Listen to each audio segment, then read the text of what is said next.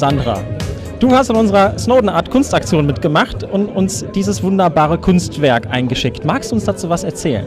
Ja, das ist der Snowden aus Bügelperlen. Das sind ungefähr 2100 Perlen, wo ich 6 Stunden dran gesessen habe. Schon allein die Vorlage zu machen hat die Hälfte der Zeit gedauert. Ja. Okay, wieso gerade Bügelperlen? Ich mache gerade ein Praktikum im Jugendzentrum und da haben wir die ganze Zeit mit Bügelperlen gespielt. Und dann habe ich mir gedacht, machst das einfach mal aus Bügelperlen. Ist halt mal was anderes. Okay, wie viele Jugendliche haben dir dabei geholfen? Niemand. Alles ganz alleine gemacht? Ja, ganz. Was hast du dabei gedacht, als du 6 Stunden lang diese Perlen da zusammengelegt hast? Kann man das so sagen, zusammengelegt, oder wie funktioniert das? Ja, stecken, legen. Ich habe gedacht, ich bin doch verrückt, warum ich das überhaupt mache, weil also irgendwann fing dann der Nacken an zu schmerzen, aber ich habe mir gedacht, er hat's verdient. Ja.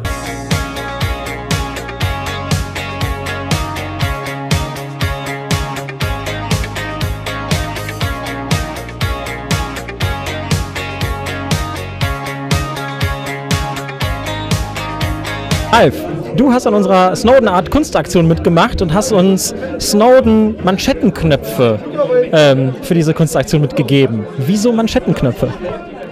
Ja, das ist so im Prinzip halt etwas Snowden to go, würde ich mal sagen. So, ich finde gleiches Recht für alle. Die NSA überwacht uns alle und dann so Manschettenknöpfe mit vielleicht noch ein Mikrofon versteckt da drin, ist da eigentlich ganz witzig.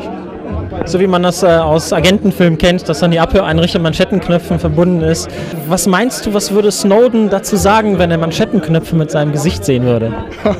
Das ist eine ganz gute Frage. Ich weiß nicht, ob das jetzt speziell auf die Manschettenknöpfe gilt, aber hier sieht man ja sehr oft den Edward Snowden heute Abend und ich würde mich generell fragen, wie er diese Ausstellung finden würde. Ich hoffe, gut. Was würdest du ihm gerne sagen? Was würde ich Edward gerne sagen? Edward, hab keine Angst, gut gemacht.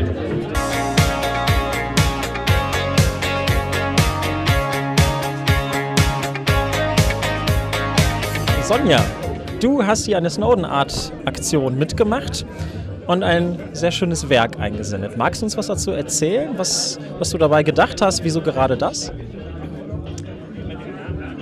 Ich habe mich schwer getan und einfach damit gekämpft.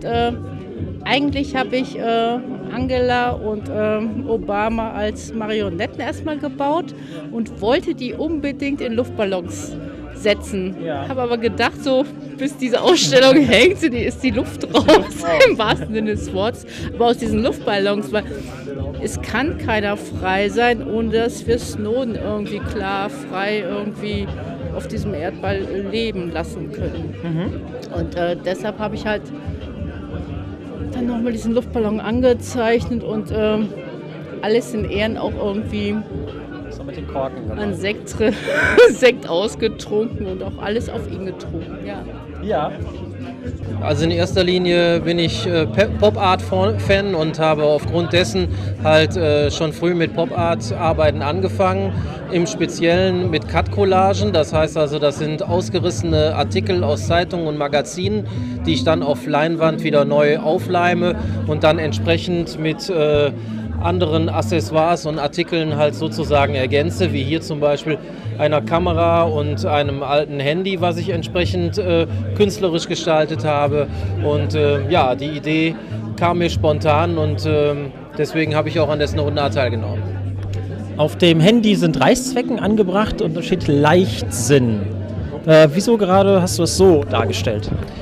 Das ist ein ganz witziger Zufall, weil dieses Handy habe ich eigentlich schon 2 Jahre in der Schublade gehabt und ich habe da eine Serie mit verschiedenen Handys gemacht und da fiel mir, wie gesagt, zu Amerika und ja, der amerikanischen Politik letztendlich nur das irgendwie ein. Also irgendwie hatte ich schon immer eine Ahnung, Geheimdienste müssen ja auch irgendeine Funktion haben und die Funktion ist natürlich die Überwachung.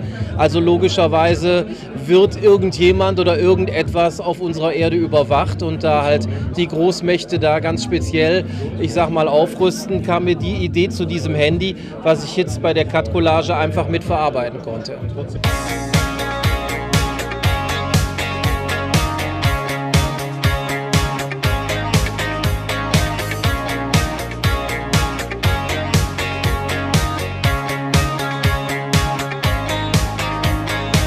Hallo Yvonne.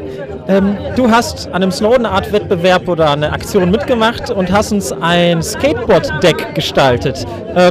Wieso gerade ein Skateboard-Deck? Also, ich habe mich für das Skateboard-Deck entschieden. Ja, unter anderem aus dem Grund, weil Skateboarding für mich auch Freiheit bedeutet. Das ist der Hauptgrund gewesen, warum ich das mit Snowden in Verbindung gebracht habe. Zum anderen ist auch Musik für mich Freiheit. Das sind Teile von einer Soundkarte. Und das hier ist der Schaltplan von einem ganz kleinen Computer, der praktisch Kreditkartengröße hat. Der nennt sich Raspberry Pi. Und das ist der Schaltplan von der Soundkarte dieses Rechners.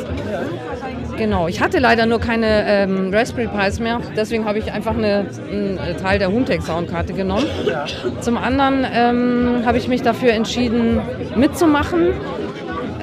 Ja, weil wir ja alle Whistleblower unterstützen wollen, die so rumlaufen. Er ist nun halt ein großes Beispiel, aber es gibt ja noch ganz viele andere und wir bleiben da auf jeden Fall am Ball, diese Leute weiter zu unterstützen.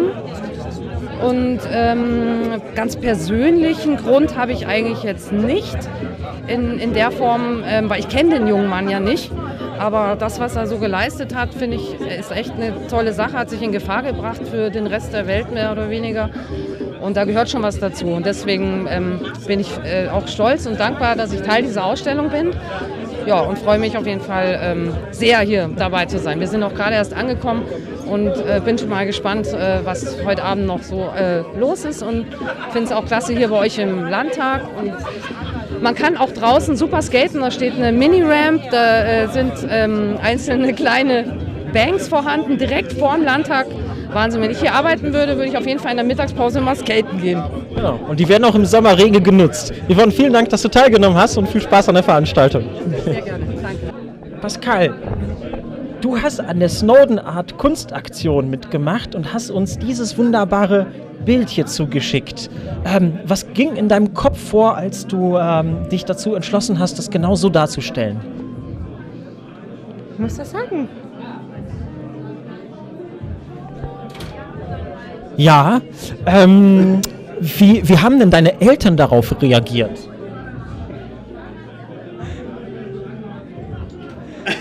Das ist natürlich nicht ganz einfach, dann halt in solch einem Umfeld kreativ tätig zu werden. Aber nichtsdestotrotz ist es ja wirklich, also mit Abstand der Hinblick wirklich in dieser Vernissage. Die Leute bleiben stehen, lassen sich davon inspirieren, lassen ihren Gedanken freien Lauf. Macht dich das ein bisschen stolz?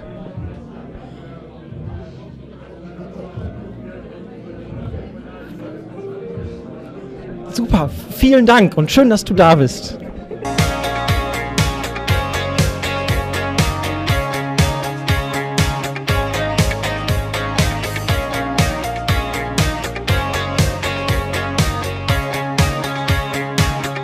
Wie findest du die Vernissage? Ich finde die Vernissage toll, ich finde die Aktion klasse. Es ist auch eine gute Möglichkeit, mal so rüberzukommen. Ja, und ich finde die Ausstellungsstücke total toll. Ja. Ich bin sehr beeindruckt, welche positive Energie hier rüberkommt und wie glücklich und fröhlich alle Menschen sind. Und ich wünsche mir, dass diese Eindrücke mit nach draußen gebracht werden und durch die ganze Welt gehen.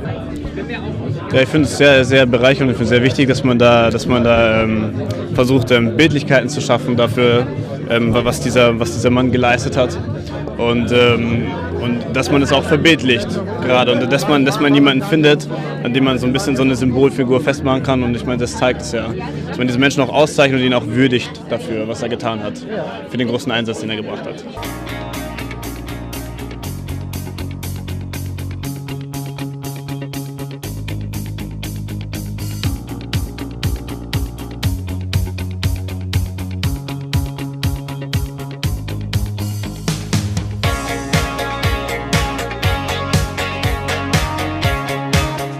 Wilhelm, du hast an unserer Snowden Art Kunstaktion mitgemacht und uns diese Stahlskulptur, Plastik eingesendet und sie steht jetzt hier. Magst du uns was zu deinem Kunstwerk erzählen?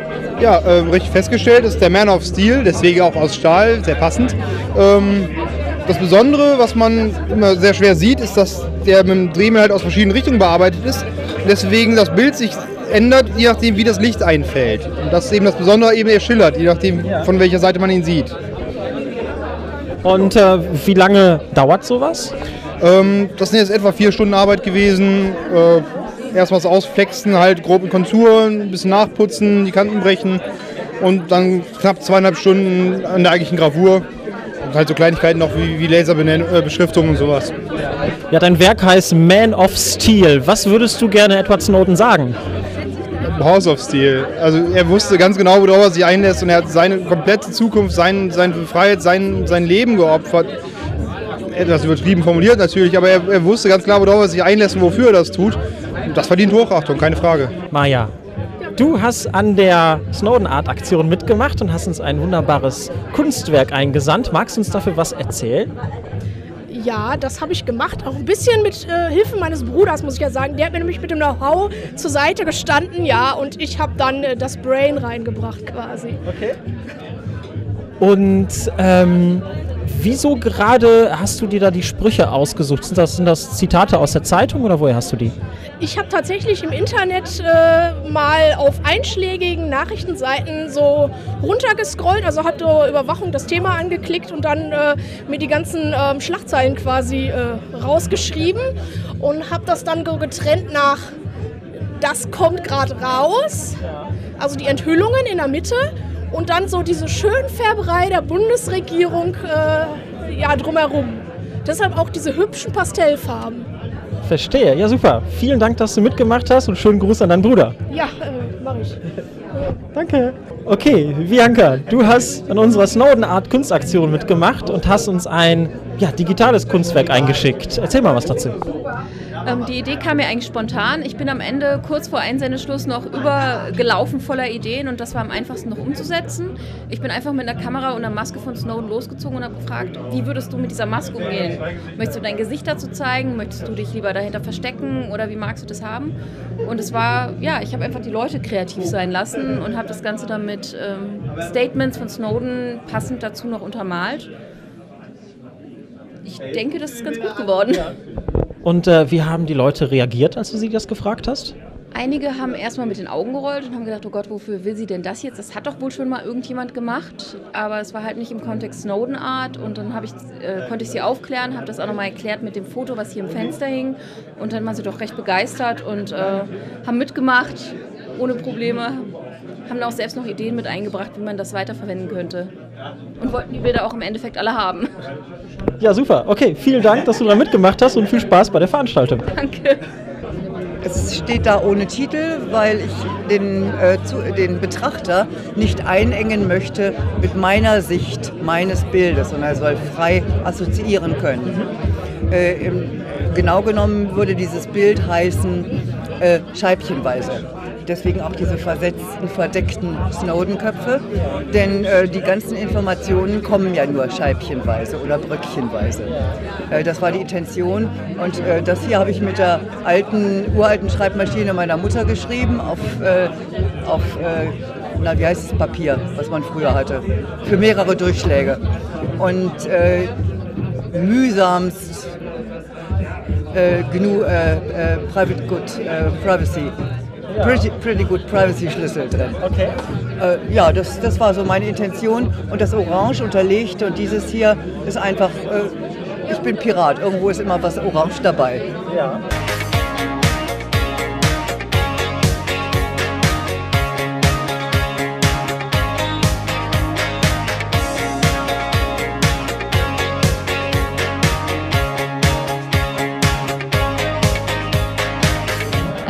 Also die Grundidee dazu ist eigentlich, dass ich überlegt habe,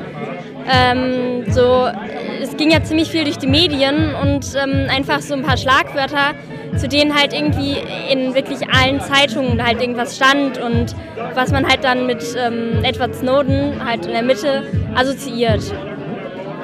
Und wie viele Zeitungen hast du dafür auseinandergeschnitten? Ich habe tatsächlich, glaube ich, nur 3 oder so gebraucht, weil man konnte auch viele Wörter einfach aus völlig anderen Kontexten nehmen. Und dann habe ich auch teilweise irgendwelche Zeitungen, konkret über dieses Thema genommen. Ja.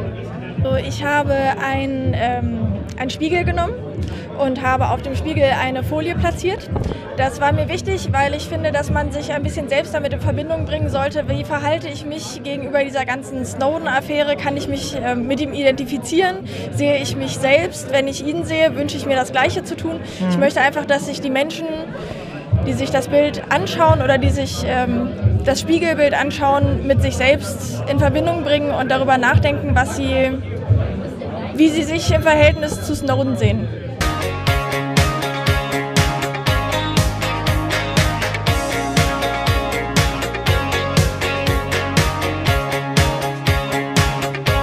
Also, das ist wohl, das vorläufige Ende hier der Vernissage Snowden Art im Landtag NRW. Das Licht geht schon aus. Ich muss sagen, wenn ich rückblicke, wie das entstanden ist, dass wir aufgefordert worden sind oder dass ich aufgefordert worden bin, dieses kleine Bildchen von Edward Snowden aus meinem Fenster zu entfernen, dass wir dann aufgerufen haben zu einer Kunstaktion, dass jetzt hier so viele Künstlerinnen und Künstler aus der ganzen Republik uns ihre Werke eingesendet haben, sich an diesem Wettbewerb oder an dieser Aktion beteiligt haben, von klein bis groß, das ist echt überwältigend. Und jetzt auch hier die Anwesenheit der Leute und wir stehen hier zusammen und denken daran, was sich alles getan hat auf dieser Welt, seitdem eben die Enthüllungen von Snowden publik gemacht worden sind. Und vermutlich ist der ein oder andere auch wirklich in Gedanken bei Edward in Russland und es ist kaum nachzuvollziehen, kaum vorstellbar, was in diesem Kopf, in diesem Menschen vorgehen muss, der so Großes geleistet hat. Ich danke allen Künstlern, die sich daran beteiligt haben, allen Mitarbeiterinnen und Mitarbeitern, die daran mitgeholfen haben, dass das hier alles eine runde Sache wird. Und ich freue mich darauf, was die Zukunft bringt und Ärmel hochkrempeln und auf geht's. Wir haben viel zu verlieren.